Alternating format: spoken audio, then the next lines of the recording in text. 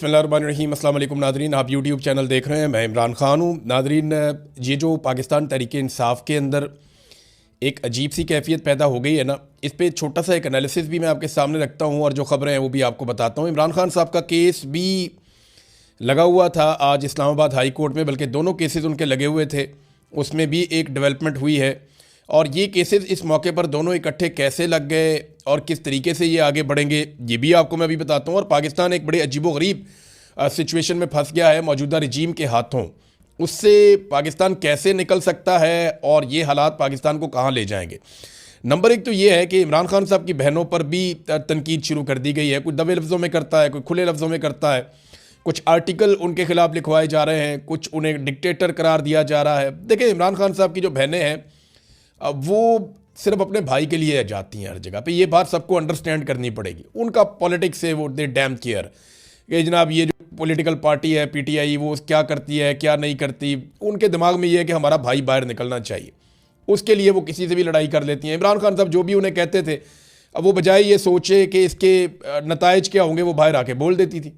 देखिए ना, अगर हलीमा खानम और बाकी लोग पॉलिटिकल होते जैसे बाकी पॉलिटिकल लोग सोचते हैं तो वो बाहर आकर अल्फाज को तब्दील कर लेते, लेकिन जो इमरान खान ने कहा उन्होंने बाहर आकर बिल्कुल वैसे ही वो बात की और पार्टी के लोगों ने शायद उस तरह से बात नहीं की।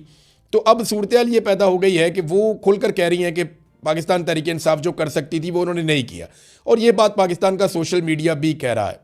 इमरान खान साहब की पॉलिटिकल पार्टी जो है उसकी वो स्ट्रेंथ जो वो शो कर सकती थी, जितने बड़े पैमाने पर लोगों ने उनका साथ दिया, जितने बड़े पैमाने पे लोग उनके साथ खड़े हुए, उस तरीके से वो काम कर नहीं पाए।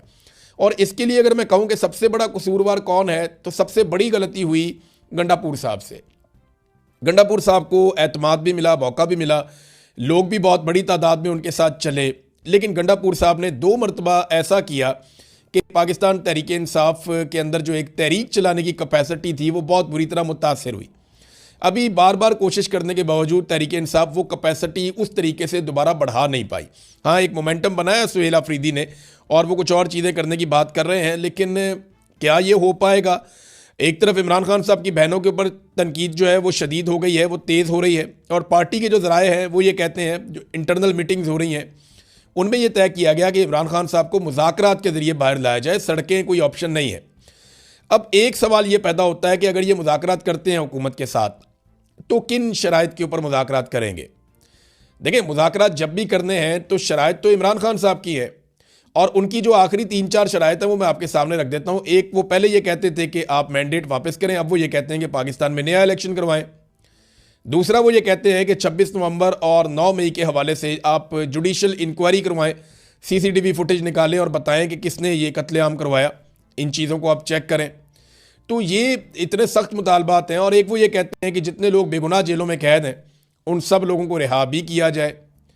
फिर वो अदालतों की बात करते हैं, आइन की बात करते हैं। चलें, ये तो बात की चीज़ें हैं, लेकिन इन शराइत के ऊपर क्या हुकूमत मान जाएगी कि फ्री एंड फेयर इलेक्शन करवा दिया जाए? तो मुझे नहीं लगता कि ये हुकूमत फौरी तौर पर इलेक्शन करवाने के मूड में है। इनकी हालत बहुत ख़राब है, ख़ास तौर पर इनका हर फैसला आवाम नापसंद करती है, और ये फैसले भी इसी तरह के, कभी जहाज़ ले लेते हैं, कभी झूले ले लेते हैं, कभी गाड़ियां ले लेते हैं, तो ये इससे बाहर नहीं निकल रहे। और ये दावे करते हैं अवाम की खिदमत के, और सिर्फ अपने जलसे जुलूस और तस्वीरें, इसके ऊपर इनकी पूरी पॉलिटिक्स चल रही है। ग्राउंड के ऊपर इन्होंने गरीब आदमी के लिए किसी किस्म का कोई काम नहीं किया। अब इमरान खान की मर्जी कैसे शामिल करवाई जाए? देखें ना, अगर पाकिस्तान तहरीक इंसाफ बातचीत करती है हुकूमत के साथ तो इमरान खान की मर्जी शामिल करवानी पड़ेगी ना। इमरान खान को कुछ मिलेगा तो इमरान खान साहब कुछ देंगे ना। इमरान खान साहब को क्या मिल सकता है? देखें, जेल से बाहर आने के लिए इमरान खान साहब क्या कुर्बान कर सकते हैं? क्या वो इस हुकूमत को तस्लीम कर सकते हैं अगले 3 सालों के लिए कि ये हुकूमत रहे? तो इसका जवाब है कि ये तो मुझे तो समझ नहीं आ रही कि इमरान खान साहब ये कबूल करेंगे। करना होता वो पहले कर लेते। दूसरी बात यह है कि इमरान खान साहब नए इलेक्शन के मुतालबे से दस्तबरदार हो जाएंगे, ये भी मुश्किल लगता है। क्या इमरान खान साहब अपना सख्त मौक़िफ़ जो है वो उससे पीछे हट जाएंगे? हाँ, ये मुझे लगता है कि इमरान खान साहब अपने मौक़िफ़ में कुछ हद तक नरमी ला सकते हैं और कुछ अपने आप को एक लिमिट में ले जा सकते हैं कि ठीक है, मैं इससे आगे नहीं जाता और तुम भी इससे आगे मत जाना। तो ये तो अच्छी बात है। अगर इस्टेब्लिशमेंट भी अपने आप को बांध ले और वो ये कहे जी ठीक है हम अपनी हदूद के अंदर जा रहे हैं, तो सियासतदान भी अपनी हदूद के अंदर चले जाएं, ये अच्छी बात है। लेकिन इस वक्त हुकूमत के पास इमरान खान को देने के लिए क्या है? ये है बड़ा सवाल। और जो लोग मुज़ाकरात करना चाहते हैं हुकूमत के साथ, वो इमरान खान को हुकूमत से क्या लेकर दे सकते हैं, ये है दूसरा सवाल। सुहेल अफरीदी साहब जो है ना, वो अच्छा सिस्टम ये बात समझता है कि ख़तरा अब उन्हें पाकिस्तान तहरीक इंसाफ से नहीं है, ख़तरा उन्हें अब इमरान खान की फैमिली से है। या सुहेल अफरीदी को वो कुछ हद तक ख़तरा समझते हैं, लेकिन उन्हें काफ़ी हद तक डिसक्रेडिट करने में कामयाब रही है एस्टेब्लिशमेंट। ख़ासतौर पे जो गंडापुर साहब ने पूरा एक एपिसोड चलाया, और उसके बाद जिस तरह से सुहेल अफरीदी साहब इस्लामाबाद के अंदर बंद हो गए जब इमरान खान साहब का इशू उठा, और रहती सही कसर जो है वो अभी बैरिस्टर गौर ने कह दिया कि सुहेल अफरीदी हर चीज़ में ऑन बोर्ड थे और वो भी कॉन्फ्रेंस कॉल के अंदर शामिल थे जो अलीमा खानम सुन रही थी, तो उससे तासुर ये गया कि जैसे सारी चीज़ों में वो शामिल है, तो उन्हें डिसक्रेडिट करने की कोशिश की जा रही है। देखिए सुहेल अफरीदी के पास अब बचा क्या है। इमरान खान साहब का जो आखिरी उनके लिए पैगाम था सुहेल अफरीदी के लिए, वो ये था कि स्ट्रीट मूवमेंट की तैयारी करो। उसके बाद इमरान खान साहब ने उन्हें कोई पैगाम नहीं दिया, और स्ट्रीट मूवमेंट की तैयारी अभी तक तो सिफर है। हाँ, ये कि मोमेंटम बनाया, जलसे जुलूस किए उन्होंने, वो तो इमरान खान का नाम लेकर आप जहाँ भी पाकिस्तान में जाएंगे, जो भी वज़ीर आला होगा वहाँ लोग निकल आएंगे, लेकिन स्ट्रीट मूवमेंट के लिए जो टेक्निकल तैयारियां हैं वो अभी तक नहीं की। और अब वो कहते हैं जी वो एक तैयारी करने जा रहे हैं, उसके लिए भी उन्हें काफ़ी रुकावटों का सामना करना पड़ेगा। देखिए सुहेल अफरीदी को ये देखना पड़ेगा कि ये जो पुराने तजर्बाकार सियासतदान हैं, ये उनको अपनी तरह का बना लेंगे थोड़े अरसे में, और उनका इमेज भी इनकी तरह का ही बन जाएगा। अब उन्होंने ये सोचना है कि वो इमरान खान के नज़रिए के मुताबिक पब्लिक के साथ खड़े होंगे, या एस्टेब्लिशमेंट के नज़रिए के मुताबिक अपने पुराने और तजर्बाकार सियासतदान साथियों के साथ खड़े होंगे, या इसके बीच में कोई बैलेंस क्रिएट करने की कोशिश करेंगे। ये आपको आहिस्ता आहिस्ता साथ साथ पता चलता जाएगा। अब आ जाए इमरान खान साहब के केसेस की तरफ, तो एक केस जो लगा हुआ था हाई कोर्ट में अलकादर यूनिवर्सिटी वाला, उसमें 11 मार्च की तारीख दे दी गई। अब देखिए कितनी लंबी तारीख दी है, ज़रा इसका टाइमलाइन तो चेक करें ना, ये केसेस कब से इमरान खान साहब ने दायर किए हुए हैं और कितनी लंबी लंबी तारीखें दी जाती हैं।